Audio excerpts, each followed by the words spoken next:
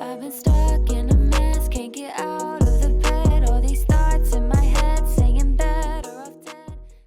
Hello everybody, welcome back to my YouTube channel. So today's video we are going to be reacting to the Resident Evil timeline, like the storyline explained. I've never played any of these games.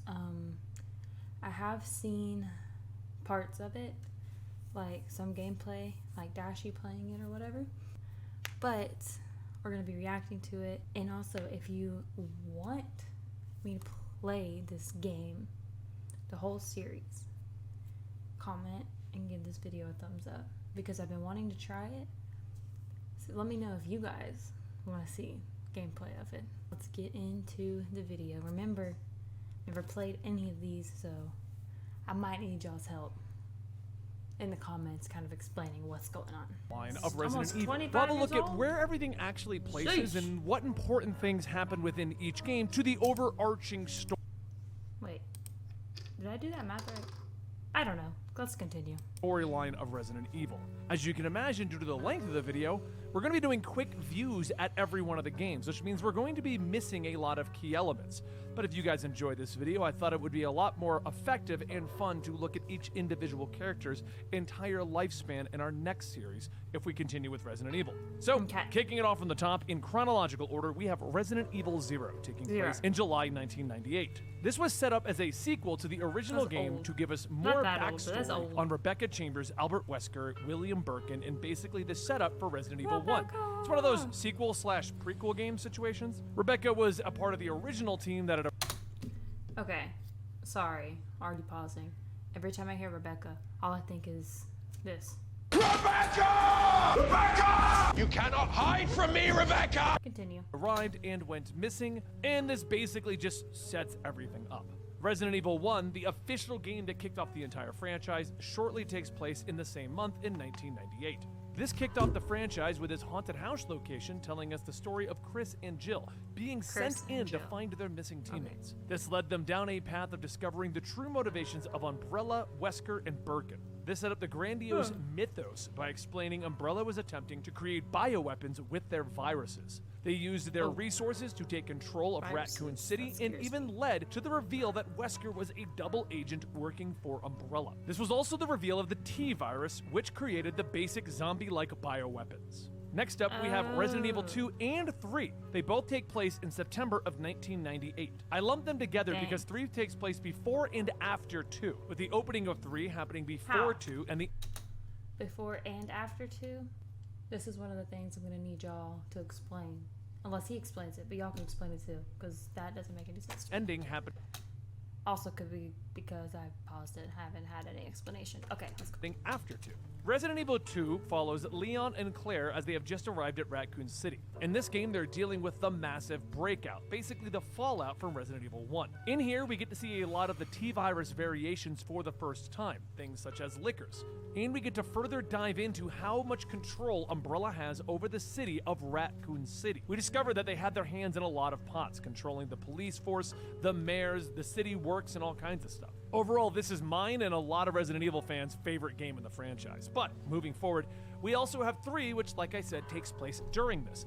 3 follows up on Jill Valentine, showing us where she went after the events of Resident Evil 1. At the time, this just leaves us with the mystery of Chris missing.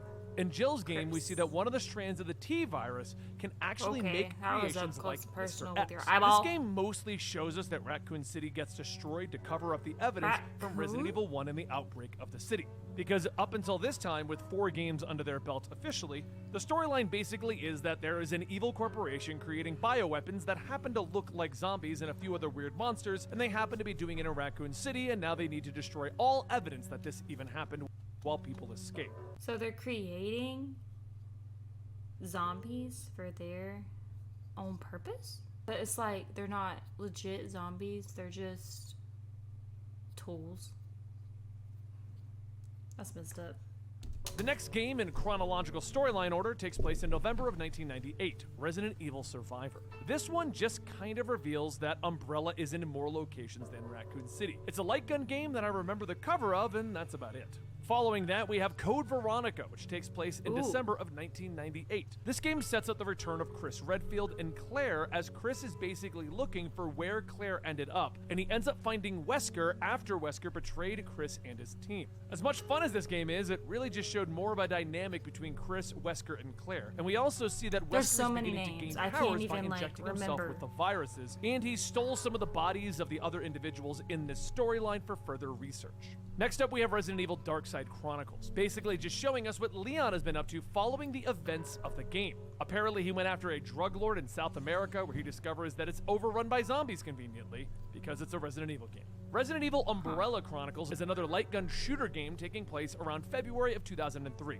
This is mostly just a recap game, but the ending apparently shows Wesker getting files for the US government to use against Umbrella in a legal battle, which is one of the key elements that's going to set up the direction of Umbrella I'm and the trying to, like, BSAA, but we'll picture get to it. everything. Resident as Evil they're- 4 picks back up in the main story progression taking Really, place 4? in 2004. Oh, because they have the Honestly, other, as like, much as 3 people love this game, it really side has nothing to pieces. do with the greater Resident Evil lore other than showing Leon saving Ashley and developing their character development. The virus in this Oh, one I is think actually I know- called the Los Plagas virus, which isn't connected to Umbrella or I don't know what I anything was gonna else. say. The remakes retconned Nemesis to have been altered by Los Plagas in order to link it into the timeline a little bit better, but that's about it and how it actually links to the main story. Overall, this was kind of treated like a pseudo-soft reboot. New virus, new enemies, new location. Resident Evil Revelations happens next in the same time period, 2004 and 2005. This was another attempt at expanding the concepts and ideas of Resident Evil beyond a zombie virus. This one expands the BSAA concepts that are introduced in Resident Evil 5, which we're going to get to. BSAA is the Bioterrorism Security Assessment Alliance. Oh, that was Basically, with all painful. of these viruses now popping up all over the world, they decided that they needed to make a task force in order to handle them. Chris and Jill are actually a part of this task force. In the Ew. spin-off game, we also discovered the Ew. T-Abyss virus, but overall, it's pretty much a cool What the game set on a heck? boat. It That originally looks came out so on 3DS, but it's got nasty. some re-releases, and it's one of my favorite side games in the franchise. Resident Evil 5 officially happens next, and it takes place in a split timeline of 2006 and 2009. How many this of one is these when are action there? took more of the forefront of Resident Evil, as These are a Chris lot. is chasing down a bioterrorist named Ricardo Irving. He discovers the company that created BSAA, Tricell, is actually doing all of this to get their hands on the viruses and further Umbrella's research. We also find out that Wesker is actually another experiment trying to wipe out humanity. That's how he gets superpowers, by injecting himself with the various strands of the virus. This storyline basically thank resolves you. with the ending of Wesker supposedly, as he's supposedly dead, and the resolution of the viruses. Next up, we have Resident Evil Revelations 2. It happens around 2011 and basically shows us where Claire has been this whole time, as she went missing ever since Code Veronica. I actually didn't get to play this one, but I read through its wiki entry and it doesn't seem to add anything of major importance to the overall storyline other than explaining where Claire has Why been can't- this I whole can't time. stop counting. I'm so Umbrella sorry. Corp happens next. It's a Resident Evil tactical shooter. It happens in 2012, and the only major takeaway is that Umbrella Okay. has been rebuilt to make amends for what earlier Umbrella did. Resident Evil 6 is next, taking place over 2012 and 2013. This one basically tried to wrap up a lot of loose plot threads and things left by the series up to this point by giving us 3 different storylines. But overall, here's what you really need to know. Chris gets put in charge of a new BSAA group. A lot of them end up dying. He's very upset about that, but ends up overcoming it at the end of this and being put in charge of yet another BSAA group. Leon Kennedy and Sherry Birkin are both still around and kicking. Ada Wong is still around doing top secret Ada stuff. And we're also introduced to Jake Mueller, who, as it turns out, is the son of Wesker. But he's a good guy, so it's okay, and he joins the core cast. In terms of bigger effects in the Resident Evil universe, this game introduced the C virus, which was the core plot of all 3 storylines, trying to stop the C virus. This one was a baffling virus, as it was Capcom's excuse to do anything. It can revive the dead, it can turn living characters into monsters. It can literally do anything you want it to do, and it does. But it was also seemingly destroyed at the end of 6, kind of wrapping up the virus plot lines, along with Chris going on a new group, Leon Kennedy and Sherry Birkin being around, Ada doing Ada stuff, and Jake joining up with BSAA, and they give him a brand new Ew. name. This is when things take a bit of a turn.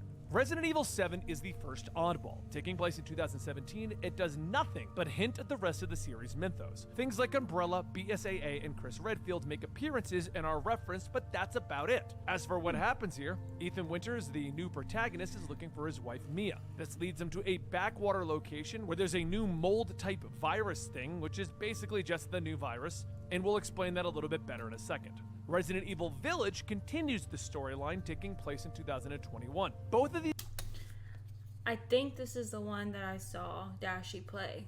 If I'm not mistaken, this is the one that I saw.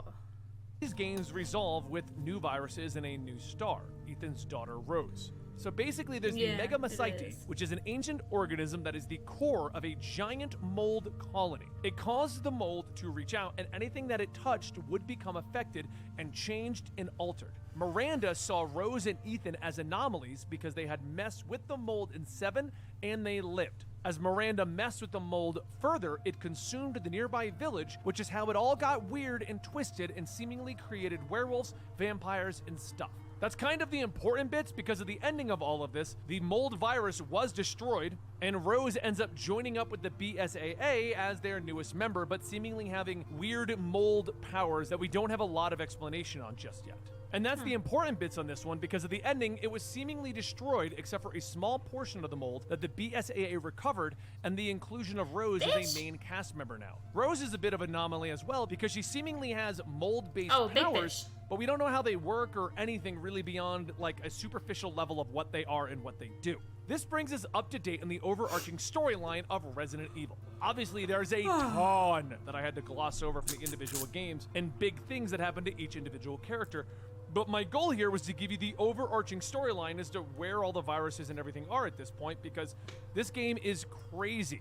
Like I said at the beginning, if you're interested, I can dive into each character individually and explain everything that they did. But before we close out, let's list the games that are not considered canon before one of you assume that I forgot it. Resident Evil Survivor 2 is just listed as redoing Code Veronica as a light gun game. Resident Evil Gaiden is basically a Game Boy Color game starring Leon. I couldn't find anything interesting in it.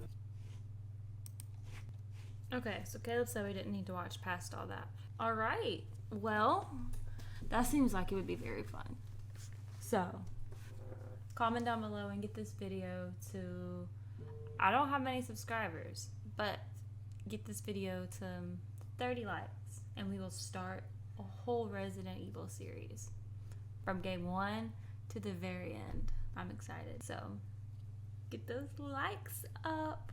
Thank you guys so much for watching, and I hope to see you in the next video. Bye.